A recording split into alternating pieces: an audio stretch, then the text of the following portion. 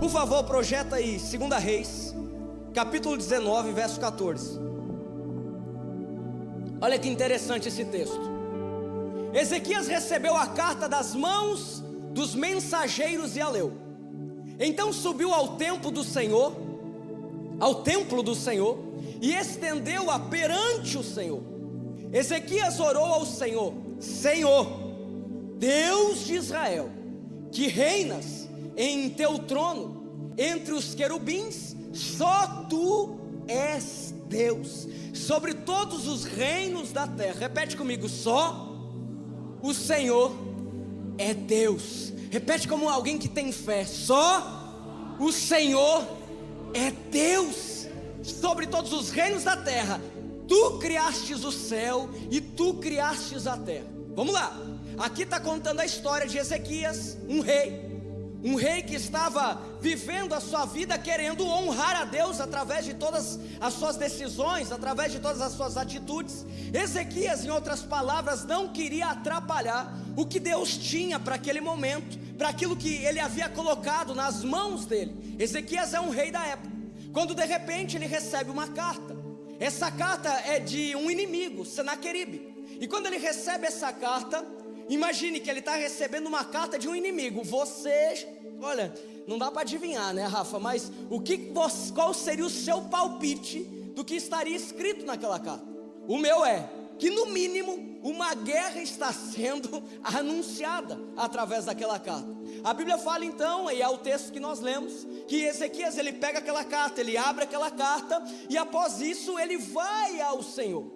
Entenda que o diabo, na minha e na sua vida, ele lança algumas situações, aparece com algumas cartas ao longo do nosso dia. A partir do momento que você tem uma palavra da parte de Deus, você e eu somos comissionados para estar debaixo da presença de Deus, amém? A partir do momento que você sabe que a sua casa tem promessa, que a sua vida tem promessa, você sabe que a última palavra é de Deus na sua vida. Quem está comigo aqui? Agora entenda que isso não significa que você não está sujeito, assim como Ezequias, a receber notícias que não gostaria de receber. Ezequias recebe uma notícia que ele não gostaria de receber. Acontece que eu e você, na nossa caminhada, nós temos cartas que carregamos. Cartas essas que não estão escritas em papéis, mas cravadas no nosso coração. Palavras lançadas de uma forma impensada, atitudes involuntárias, coisas que eu e você carregamos ao longo da história, que estão cravejadas no nosso coração e que nos fazem às vezes repensar se de fato Deus é Deus, que nos fazem às vezes até cogitar a possibilidade, mas será que Deus perdeu o controle? Imagine que Ezequias, ele está recebendo aqui uma notícia, algo dolorido.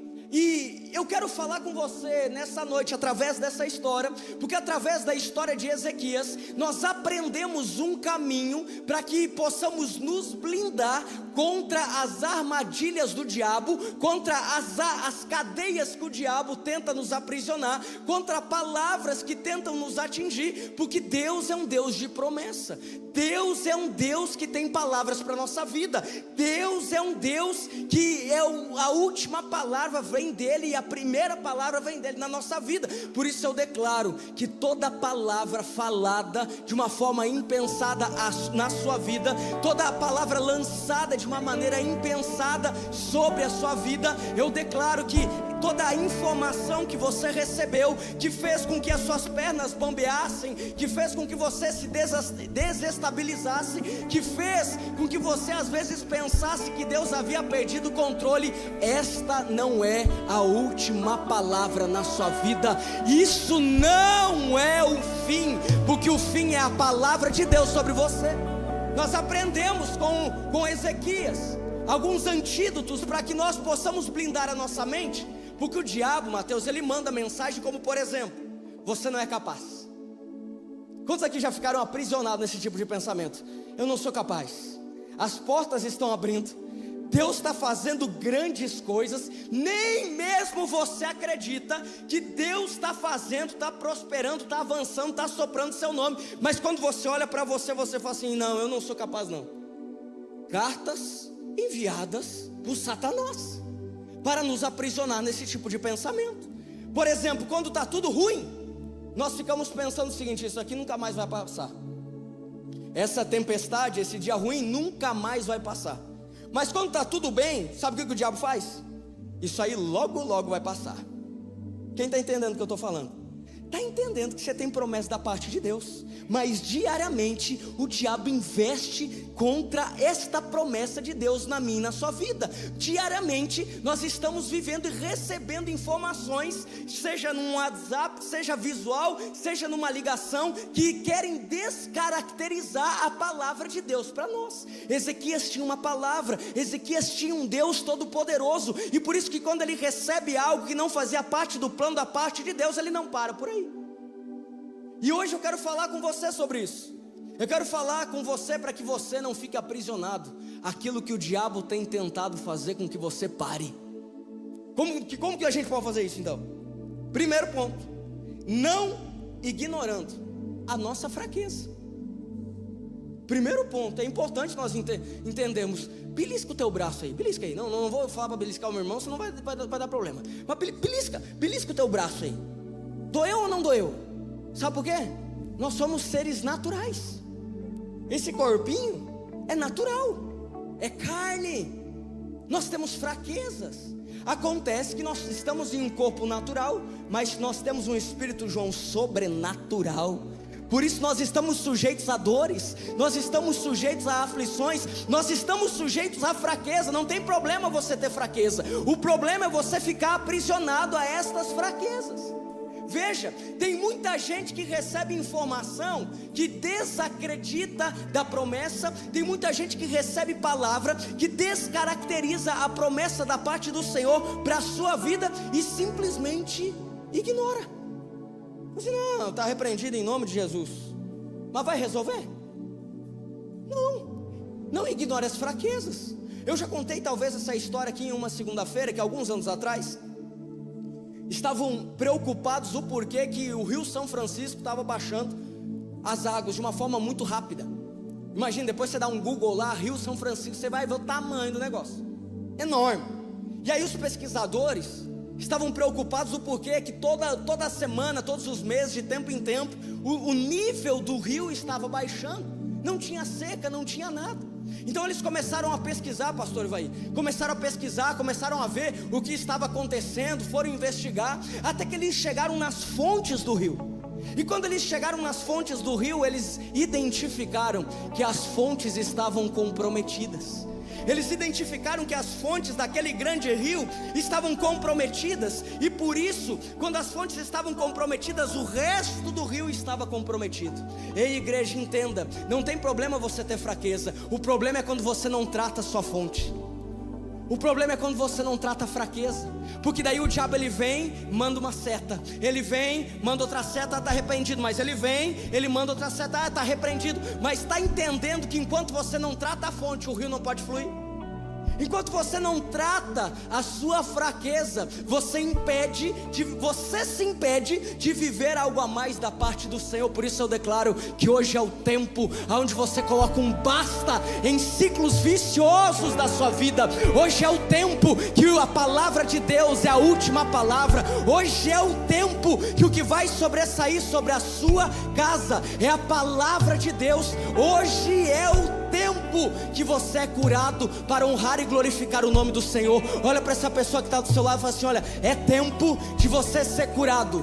É tempo de você ser curado.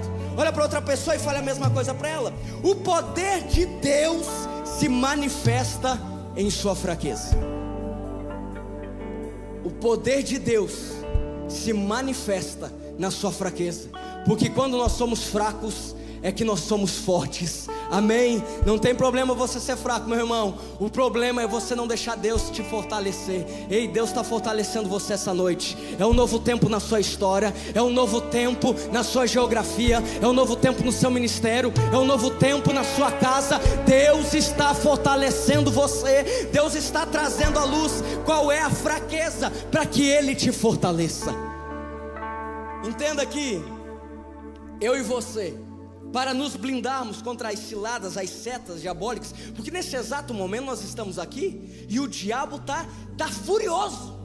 Nesse exato momento, à medida que o seu coração vai sendo aberto pela palavra de Deus, o diabo tá maluco, sabe por quê? Porque nesse exato momento ele está sendo envergonhado, porque nesse exato momento nós estamos tomando posse de uma palavra que toda língua confessará, que todo joelho se dobrará, e mais do que isso, que ele nos reveste de autoridade para pisar sobre serpentes e escorpiões. Por isso nós declaramos nesse lugar que toda manifestação que não provém da presença do Senhor caia por terra em nome de Jesus. Nós declaramos que toda opressão caia por terra em nome de Jesus. Nós declaramos que toda perturbação caia por terra em nome de Jesus. Sabe por quê?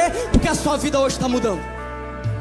A sua vida hoje está mudando, está sendo transicionada, está sendo mudada. Não sei você, mas eu creio em algo sobrenatural da parte do Senhor. Entenda, reconheça as suas fraquezas. Reconheça que você precisa de Deus. Vamos para o segundo ponto.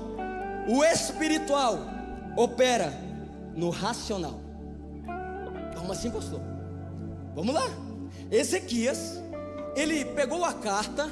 E o que Ezequias fez com a carta? Rasgou. Chuta que é macumba. O que Ezequias fez?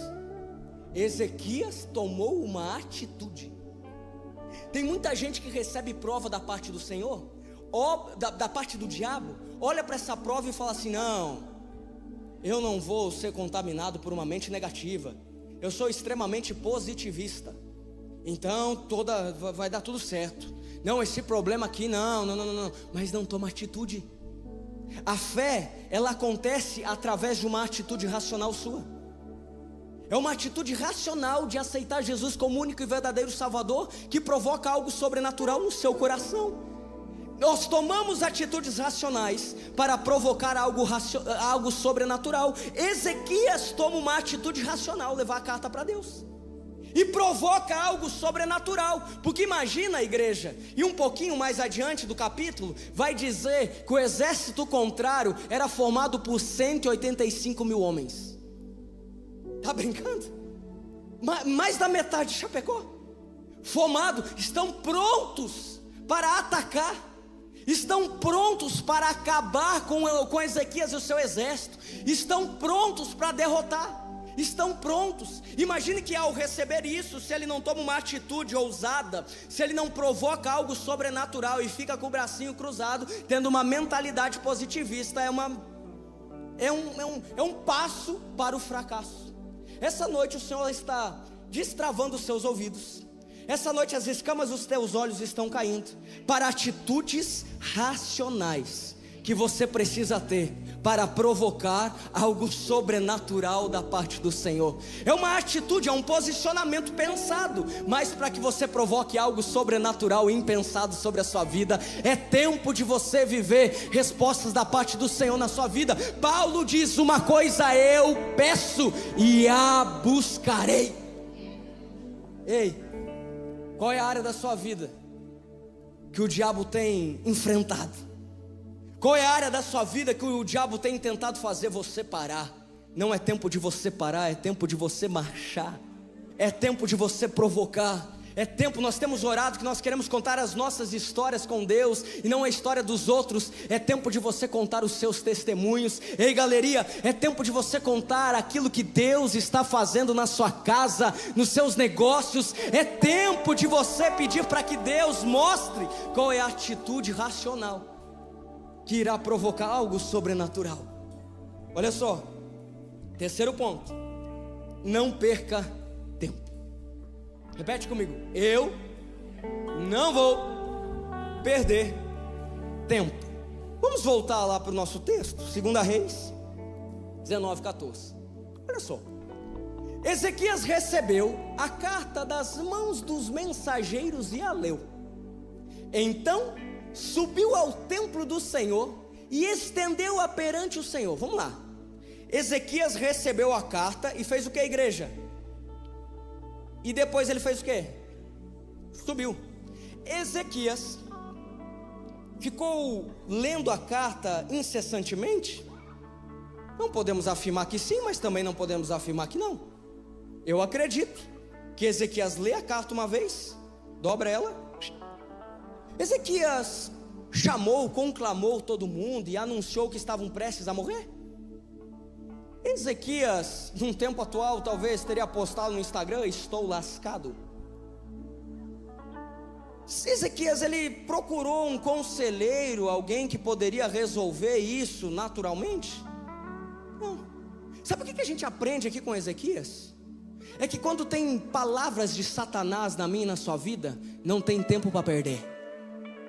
Sabe qual que é um problema nosso? É que as palavras demoníacas, diabólicas, nós recebemos, Anderson, e ficamos remoendo. Ah, mas é verdade, né? Mas é isso aqui mesmo, eu sou um fracassado, eu sou um problema, eu não tenho promessa. Não, Deus perdeu o controle. Não, eu sabia que esse negócio ia dar errado, eu sabia que ia ter problema, eu sabia. Quando a gente recebe uma palavra do diabo, a gente fica remoendo. Mas quando a gente recebe uma palavra de Deus, a gente fala assim: será? Será que é Deus mesmo? Será? Mas esse tempo na sua vida basta. A palavra do diabo não vai ter mais valor do que a palavra de Deus na sua vida. O que você vai ficar remoendo é a palavra do Senhor para a sua vida. O que você vai ficar trazendo à memória é a palavra de Deus para a sua vida. E deixa eu dar uma dica: a palavra de Deus produz vida, e vida em abundância. A palavra de Deus na sua vida provoca libertação. A palavra de Deus na sua vida não te aprisiona a diagnóstico médico, pelo contrário. Olha o que acontece com alguém que não perde tempo e fica aprisionado à palavra de Deus. 2 Reis 19:35, um pouquinho mais para frente. 2 Reis, capítulo 19, verso 35. Naquela noite, repete comigo, naquele dia. Não, mas repete como alguém que vai receber uma palavra de Deus hoje. Está entendendo? Que às vezes a gente coloca um tempo para receber as coisas de Deus. Nós fizemos uma campanha de 7 segundas-feiras aqui, amém? Mas eu creio que muitas pessoas, antes de começarem a campanha, já têm a resposta. Você só faz para agradecer depois. Tem alguém com testemunho aqui assim? Olha, ó, que Deus abençoe sua vida, que Deus abençoe, que Deus abençoe. Nem começou a fazer. Então o nosso Cronos não é o tempo de Deus. Veja, Ezequias recebe a carta, um pepino para ele descascar, mas diante da força dele, ele sabia que não adiantava sofrer, ele sabia que não adiantava se escabelar, ele sabia que não ia adiantar ele fazer nada. Tem muito problema que chega na sua vida que não adianta você fazer nada, a não ser entregar para Deus. Tem muita perturbação que chega na sua vida que não adianta você fazer nada, a não ser você entregar para Deus. E olha o que acontece para quem entrega problema para Deus. Naquela noite, o anjo do Senhor saiu. Gente, fica pensando, se Ezequias não tivesse entregado para Deus naquele dia. Fica pensando se Ezequias tivesse feito o seguinte: Anderson, amanhã eu vou tomar um café cedinho e vou sair para entregar para Deus esse problema aqui. Não, eu vou esperar um tempinho aqui, eu vou reunir os meus líderes, os meus soldados de guerra, João, e eu vou ver se a gente tem um fio de esperança aqui.